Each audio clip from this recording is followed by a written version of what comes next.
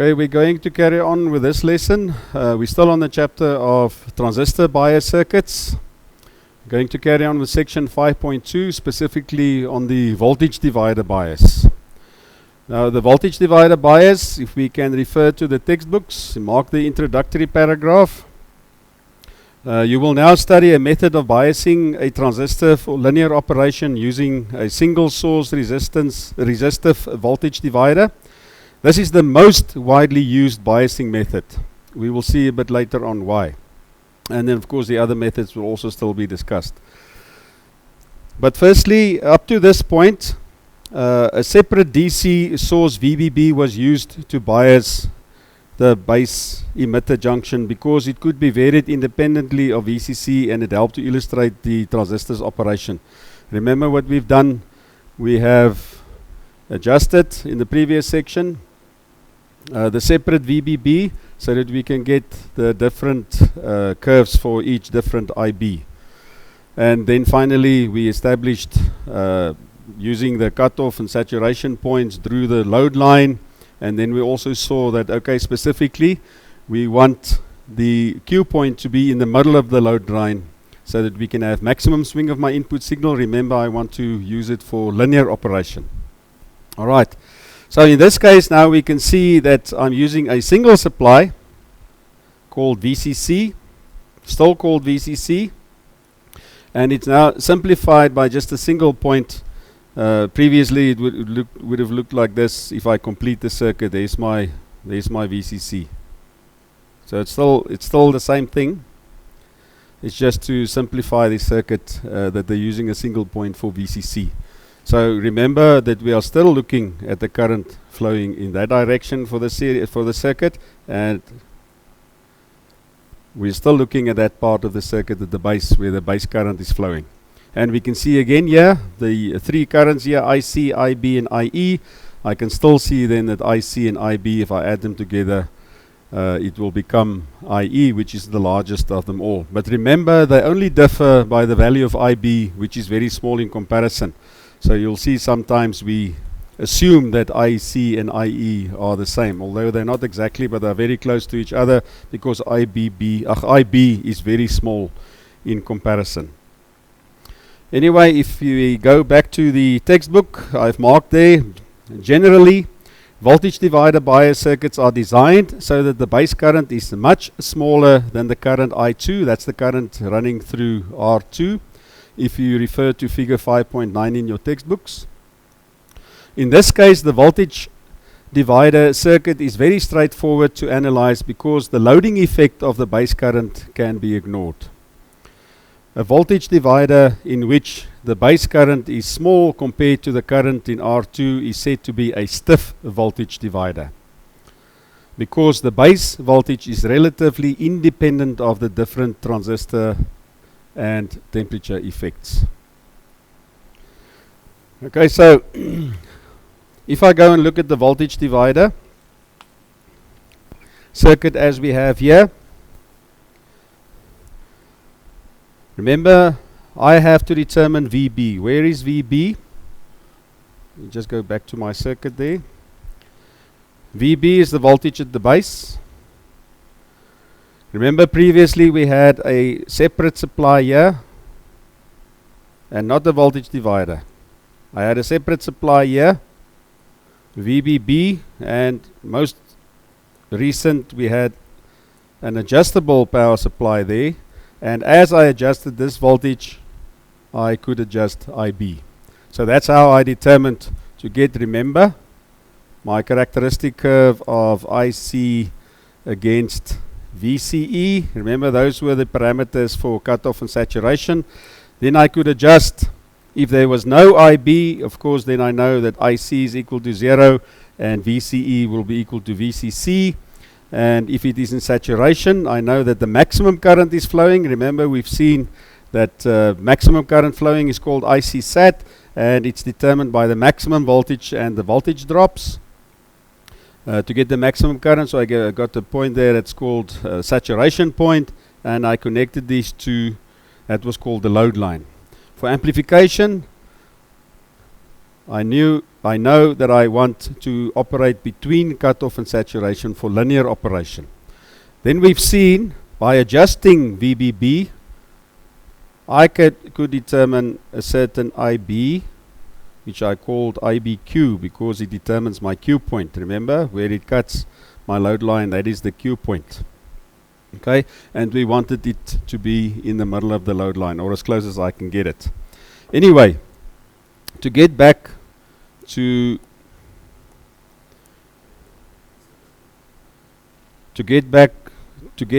the voltage divider bias.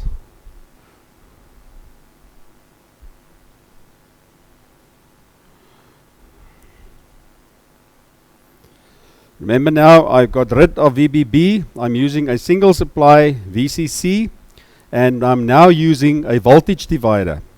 What does a voltage divider do? Exactly what it says. Remember, I want VB. So to determine VB, what does the formula say? Voltage divider says I must get the ratio of the two resistors, R1 and R2. If I want the voltage over here, remember if VB is here, it's the base. So VB is going to be here. Single subscript is measured with reference to ground. So I'm measuring the voltage between base and... So I'm measuring the voltage between base and ground. Ne? So it's with reference to ground. So it's actually the voltage over R2. So VB and VR2 is exactly the same thing. But we talk about VB, the voltage at the base, because I want to determine my Q point. Remember, I have to bias first before I amplify my signal. Alright, so voltage divider formula says if I want the voltage over R2, then the R2 is on top over the total resistance, which is R1 plus R2. That's going to give me my ratio, and the multiplied with the supply voltage, which is VCC. Okay, that determines my VB. Those formulas you will find on page 223 at the bottom of the page. This is equation 5.1. Alright, then we also know, what am I looking at this stage? What is the condition for the transistor to be used as an amplifier? The base emitter junction must be forward biased, base collector junction must be reverse biased. So I'm looking at this series circuit now. So the base emitter junction, there's the base, there's the emitter. We know that there's a voltage drop. We assume to be approximately 0.7 volt. So if I want to determine, I have determined VB. If I want to determine VE, then I know there's a 0.7 volt drop that I have to subtract from VB. Okay, that is equation 5.2. So VE is equal to VB minus VBE, which we assume to be approximately 0.7. It's not always true, but we make that assumption. Then here, the last equation on that page, equation 5.3, you can see that IC is equivalent to IE. I make this statement, IC is equivalent to IE. I can make this statement because I know IB is very small in comparison with IC and IE. When we discussed these currents in the previous chapter, we saw that it is a lot smaller than these other two currents. So I make this assumption, and then I can calculate IE by using Ohm's law. I is equal to V over R. I've just calculated V, which is VE. I have the value of RE, so I can just use Ohm's law to calculate IE. Alright, what else do I need to calculate? VC. What is VC going to be? Voltage there at the collector. Value of VC. Use Kirchhoff's voltage law. I know Kirchhoff states that the sum of all the voltage drops around the circuit should be equal to the supply voltage. My supply voltage is VCC. I want that voltage there. So if I look at the current flow in that direction, where is a volt drop? Over RC. So I can see that VC is going to be VCC minus the volt drop over RC. Then I have the voltage on the collector. Alright, Now I've determined all the terminal voltages. Remember, they are called terminal voltages. The transistor has three terminals: collector, base, emitter. I've calculated VB, I've calculated VE, and I have calculated VC. Now I can ask you to calculate VCE for me, for instance, or I can calculate the voltage between any three of these terminals. Because what is VCE going to be? VCE is going to be equal to VC minus VE. What is VBC going to be, for instance? Let's have a look at that one. VBC, the base collector junction, we know should be reverse biased, né? So VB is going to be equal to, I read from left to right, is going to be VB minus VC. Is this going to be a positive or a negative voltage? What is the size of VB? It's going to be smaller than VC. Né? That's why I get the base collector junction to be reverse biased. So the answer to VBC is going to be negative to indicate that it is reverse biased. If I read VBC, remember if I change it around and I ask you to calculate VCB, we read from left to right, then it will be VC minus VB, which is going to give me a positive voltage. So just keep that in mind as well. But let's have a look at the example 5.2 there in the textbooks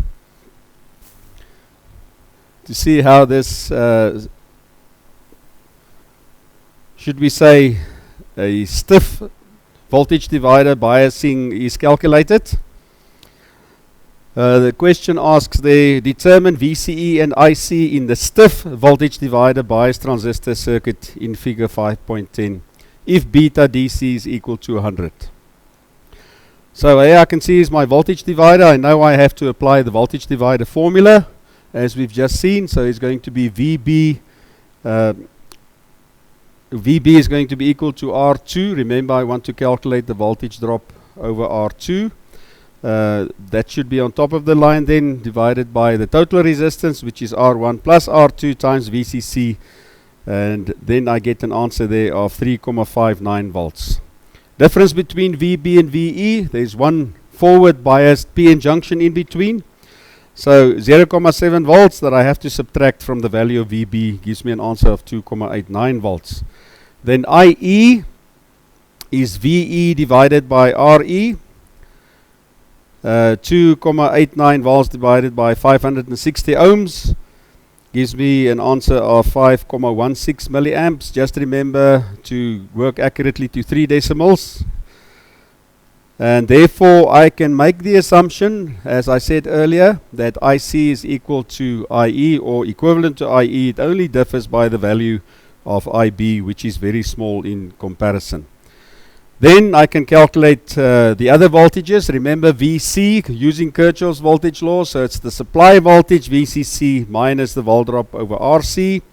I get an answer of 4.84 volts. And then lastly VCE is going to be VC minus VE. But as I said, you have all three terminal voltages. You can calculate the voltage between any two terminals by reading from left to right. That's very important. Remember, if I ask you to calculate VBC, it must be VB minus VC. If I ask you VCB, then it's going to be VC minus VB. Because it's going to affect your polarities. Né? So if you don't keep that in mind, your answers are going to be wrong. But important, this is important, you can mark it NB at the bottom of this example. They say here the basic analysis developed in example 5.2 is all that is needed for most voltage divider circuits, but there may be cases where you need to analyze the circuit with more accuracy. And this we are going to do more often.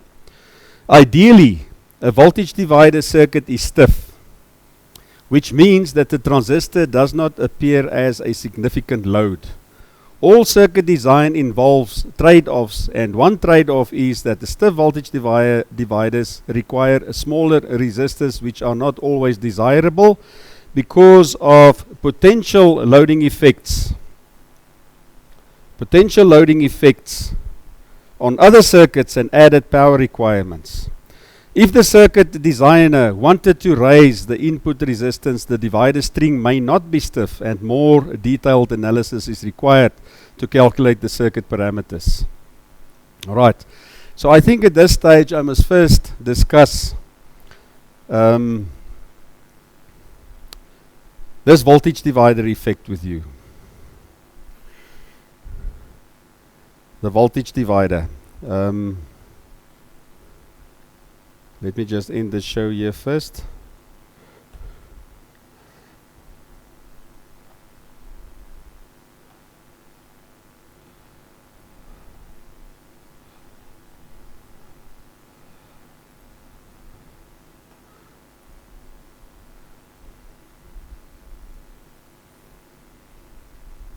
What now?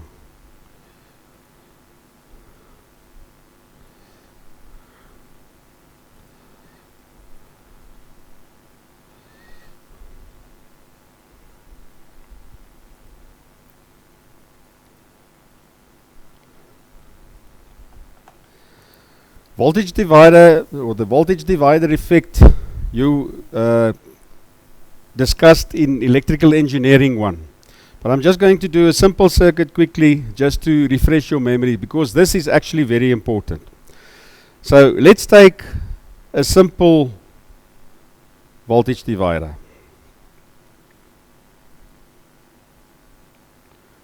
Got a supply,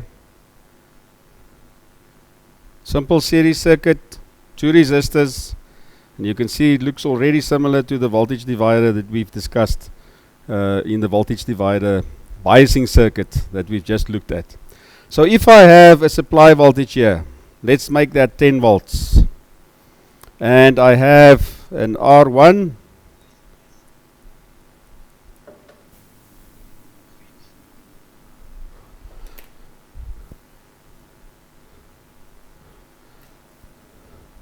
sorry, I was drawing and you wouldn't be able, you didn't see it.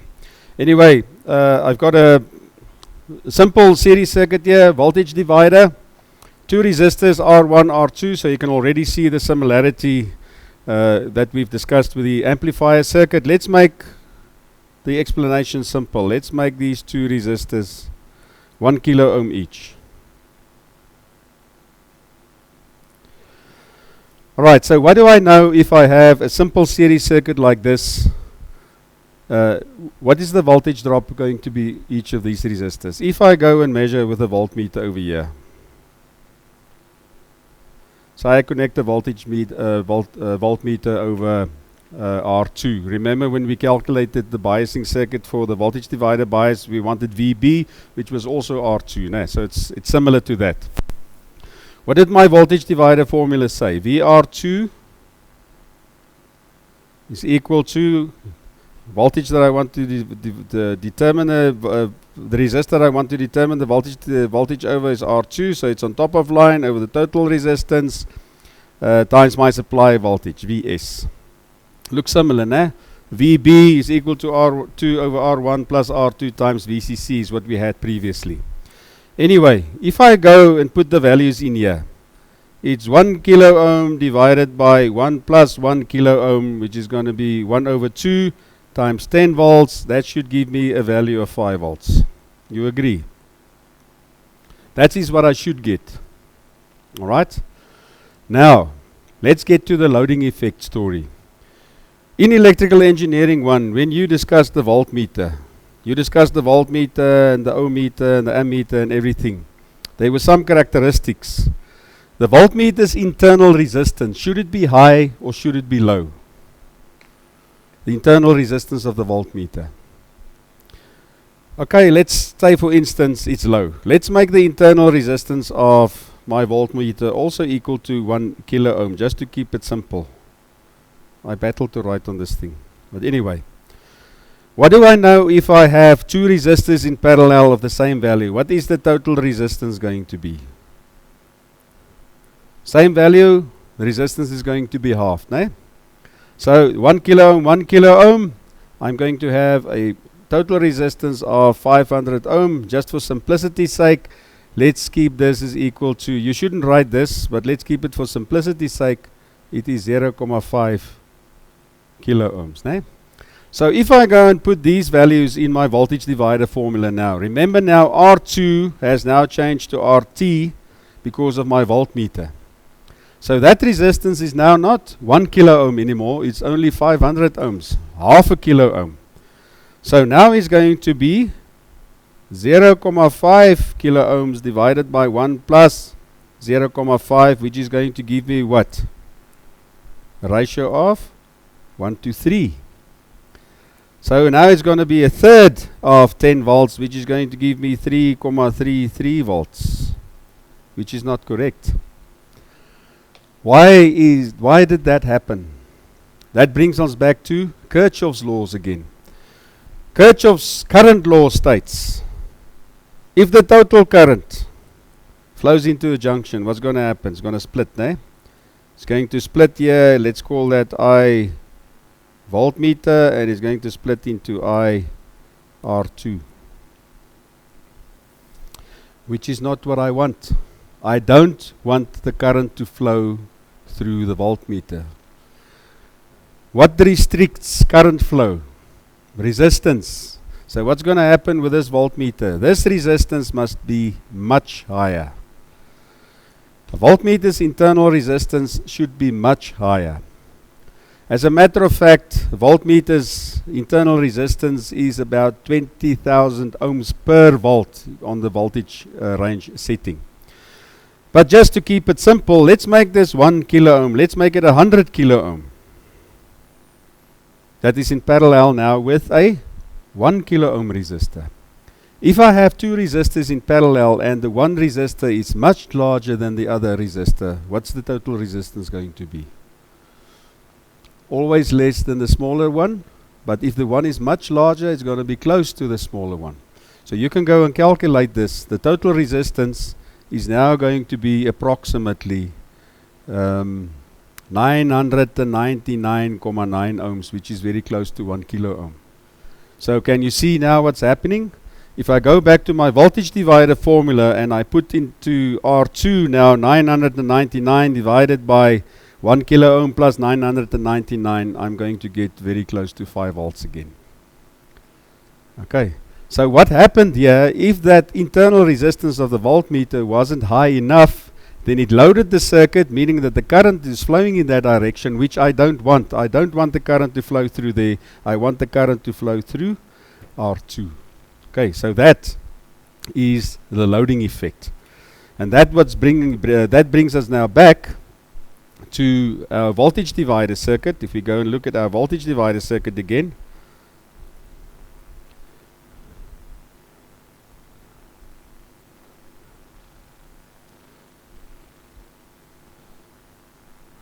I actually left the page here. Can you believe it?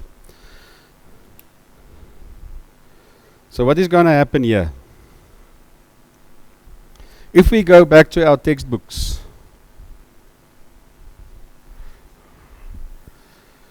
figure 511 there.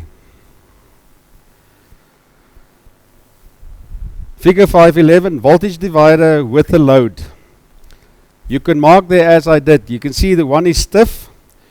How do I check if the voltage divider circuit is stiff? R in base must be equal or larger than 10 times R2. So what should I go and do? I must go and calculate R in at the base. How do I calculate R in at the base? Just a bit lower, there is equation 5.5. R in at the base is equal to beta DC times RE, equation 5.5. So what am I doing here? If I go to this circuit here, there's my voltage divider with load. Doesn't it look similar to the circuit I've just discussed with you? Simple voltage. I can see this R in at the base as my voltmeter, isn't it? As the resistance that is in parallel with R2. Okay? So it's the same thing that happens. Current that's going to split in that direction and in that direction. Okay? So if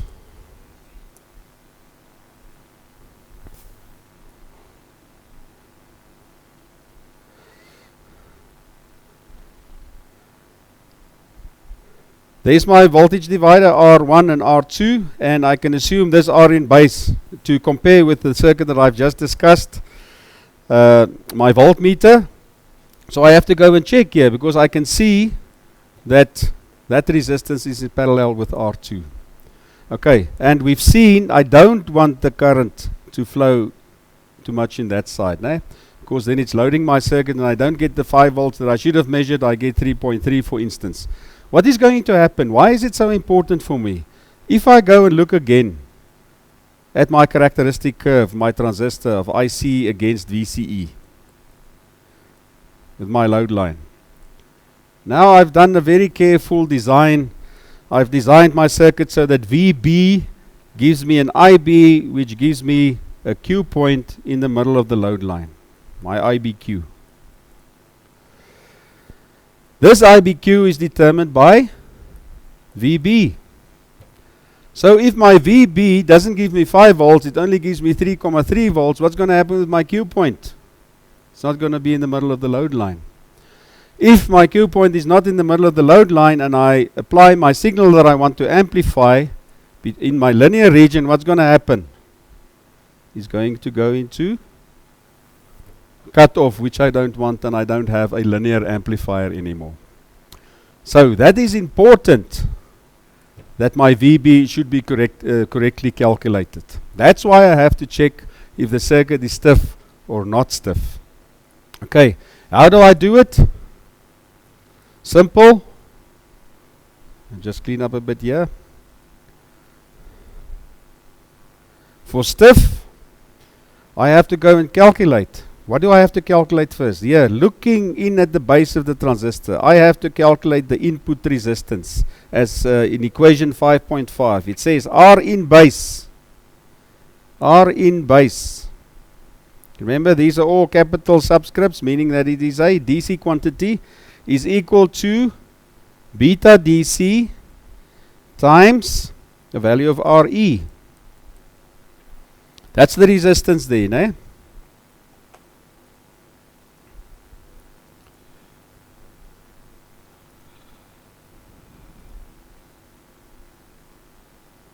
Let me just go back.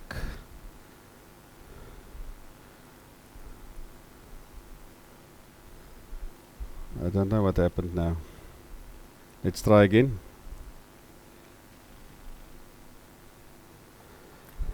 Remember, I'm looking here at this input resistance. Here's my voltage divider. And where's the other resistance that is in parallel with R2? It's this resistance as I'm looking in here. And I calculate it by the value of beta DC and RE. That is what determines the input resistance as we've just seen, eh? Over here. So that's my input resistance. So once I've calculated R in at the base, which is beta DC times RE, I must go and check, is it larger, still larger if I multiply the value of R2? You can see there, R2 I multiply with 10. Then it must still be at least equal or larger than that value. If it is, then I can say that my voltage divider circuit is stiff, and then I can just use the normal voltage divider formula. If it is not, if it's smaller, it means it's going to load my circuit, my VB is not going to be what I want it to be, then I have to take this resistance into consideration. Then I have to go and calculate this RT. This RT, which is what? That RT is now, as we've previously calculated, R2, and the internal resistance of the voltmeter is now going to be, this RT is now R2 in parallel with Rn at the base that I've just calculated. Okay, so now you can see what happens. My formula now changes. It's not only R2, it is R2 in parallel with Rn at the base, which you can calculate separately. You don't have to do it in one step. And please don't make the mistake that the most students do. It is not R1 plus R2 in parallel with Rn at the base. It is R2 in parallel with Rn at the base. Remember, I replaced R2 and R2. So those two values are the same. So it's R2 in parallel with Rn at the base divided by the total resistance, which is R1 plus the value of R2 in parallel with Rn at the base. So if you think you're going to get confused, put a bracket around R2 in parallel with Rn at the base, because that's a separate value. Then I've taken that input resistance into account, and then I will get an accurate value of VB. Okay, so I have to do the very first thing. If I use a voltage divider method of biasing, I have to calculate R in at the base. Why? I have to compare it with 10 times R2 to see that it is still larger. If it is not, it's not going to be stiff, then I have to take that resistance into account. Alright, so if we go back to the textbook again, as I've marked there, you can quickly estimate the loading effect by comparing beta DC times RE, that's the input resistance, R in at the base, to the resistor R2 in the voltage divider. As long as beta DC times RE is at least 10 times larger than R2, the loading effect will be 10% or less, and the voltage divider is stiff. If beta DC times RE is less than 10 times R2, it should be combined in parallel with R2, just as we've seen with the formulas there on top in figure 511. Anyway, let's have a look at an example. Determine the DC input resistance looking in at the base of the transistor in figure 512. This is example 5.3. What do I have to do firstly? Very first thing that I have to calculate is R in at the base. How do I calculate it? Beta DC times RE.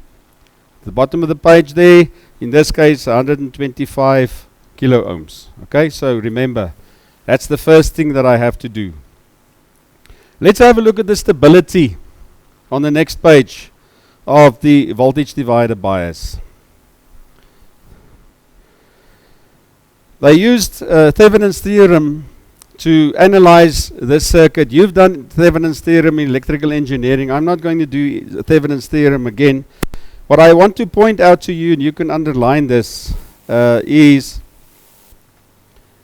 equation 5.6. Shows the formula here. IE is equal to V Thevenin minus VB divided by RE plus R Thevenin divided by beta DC. But what is important here is that if R Thevenin beta DC divided by beta DC is small compared to RE, the result is the same as for an unloaded voltage divider. So, this is important. A voltage divider bias is widely used because reasonably good bias stability is achieved with a single supply voltage. Alright.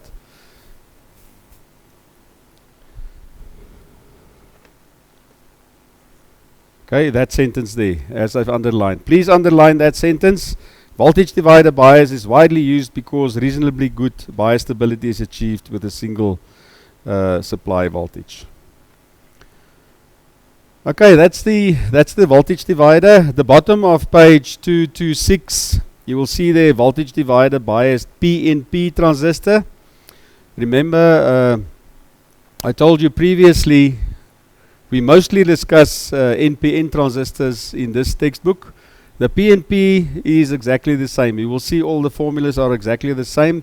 There are some differences, but I'm going to show to you now what you have to keep in mind.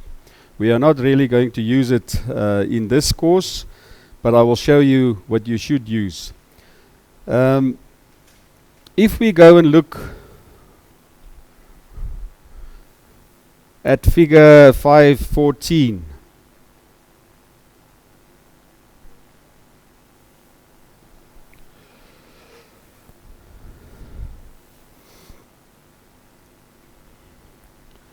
you can see there are two methods. The one that I want you to learn is this one. You can see that it looks similar, or it looks exactly the same as the NPN that we've discussed, only I can see now that I am using not an NPN, but a PNP transistor. And what is the thing that I told you previously was going to change? Polarities. So now I have a negative supply voltage. You do get other methods. You can see I can I can use a positive VEE and then I ground the collector. But let's leave that circuit now. I want you to concentrate on figure 514A. The circuit looks similar. You will see that the equations that we're going to use are similar. I just have to keep the polarities in mind. Just for interest's sake, we can have a look at figure 515. You can see this whole circuit here. There's another method. I can still use a positive VEE, but look now what happened. The emitter is now on top. Collector is at the bottom. You can see now RC is connected to ground. R1 is connected to ground. R2 is on top there. So the formulas will differ. If you go and look in the textbook, just for interest's sake, we're not going to do calculations using this. But you can see now VB, but it still makes sense. VB is now going to be what? VB is still with reference to ground. It's still a single subscript. No? So VB is now going to be VR1 and not VR2 anymore. Okay, so it's going to be R1 divided by total resistance R1 plus R2 times VEE, the supply voltage. Okay, VE is still VB, in this case now because the polarities changes, plus VBE and so forth. Okay, but as I said, I want you to use the method. So we're not going to do example 5.4. I want you to do example 5.5. Let's have a look at example 5.5 quickly at the bottom of page 228. The question there asks, find IC and VCE. What is IC and VCE? Parameters for the Q point. Now remember, the axis is always IC against VCE. For the PNP transistor circuit with these values, R1 and R2 and so forth, but they ask you to refer to figure 514A. That is the one on the previous page that I said that we're going to use, that looks similar to the NPN circuit that we've discussed. Figure 415A, the one on the left hand side, only that the polarities changes now, uses a negative VCC. No? So we're looking at that circuit. Now still, the very first thing that I'm going to do is what? What is the very first thing that I'm going to do? I must calculate R in at the base. Why do I have to calculate R in at the base? Why do I have to calculate R in the base? Let's just go back to that one. Because I have to check if the circuit is stiff or not stiff. Because of the loading effect. Just clean this off here. So we're looking at figure 514A.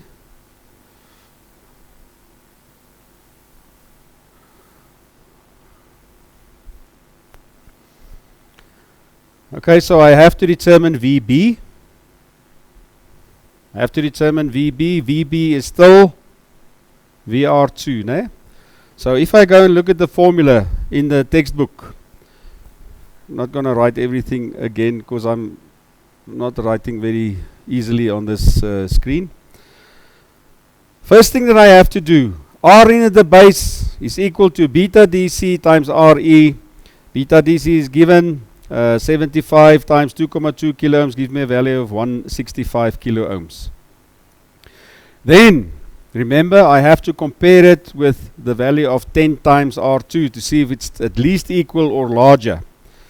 In this case it's not, so I have to take into account the resistance of R at the base, which is in parallel with R2. As you can see here, the formula that's been used is now VB is equal to R2 in parallel with R at the base divided by R1 plus R2 in parallel with R at the base times VCC. If you did not calculate R in the base and you did not use this formula, your whole calculation is going to be wrong. So please remember, very important, firstly to calculate R in at the base. Anyway, let's have a look at the values. Resistor values, of course, no polarities, but look at the supply is minus 6 volts.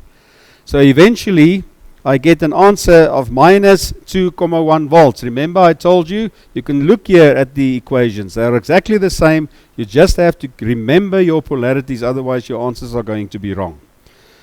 Next, I calculate the emitter voltage. VE is equal to VB plus VBE. Why is it plus VBE? It's actually still minus VBE. Don't you agree? Remember, with the NPN, we said VE is equal to VB minus VBE. Is that true? In this case, the value of VB was equal to minus 2,1 minus 2,1 volts minus, what's the value of VBE? Negative 0,7. Negative 0,7. Remember there? VB minus VBE. That formula is still the same as for the NPN. VB is now minus 2,1 that we've just calculated. Formula the same as the NPN minus, but VBE is minus 0,7 volts. Minus and a minus makes it a plus. That's why in this example they tell you that VE is equal to VB plus VBE, but actually the formula is still exactly the same. You just have to keep your polarities in mind. Alright, if we go back to the book, I can see then I get a value of minus 1,4. IE is then equal to VE over RE that I've just calculated. Take note of the polarity. Minus 636 microamperes. Then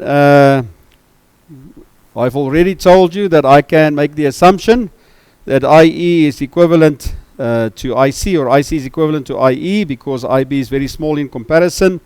So IC is equal to minus 636 microamps, and then I can calculate VC, which is the supply minus the volt drop. In this case, still look at the formula, VCC minus ICRC, but look at the answer. Remember the polarities. Minus 6 volt minus, in brackets, minus 636 microamps times 1,8 kilo ohms gives me an answer of minus 4,86 volts. VCE, the same thing. I've got all the terminal voltages, so it's VC minus VE, which is minus 4,86 volts minus, in brackets, minus 1,4 volts, and I get an answer of minus 3,46 volts. So you can see that they are exactly the same as for the NPN, only that you have to keep your polarities in mind. Alright. So again, this is a very important section. The voltage divider bias, as you can see, is the most commonly used, most popular, most stable method of biasing. So please read through this section. Make sure that you understand this section, because if you're going to carry on with electronics, we're going to use this method again in electronics 2. And we're going to do various types of amplifiers using this biasing method. Also now very important to go and do the basic problems 11 to 18 in your homework books. Thank you.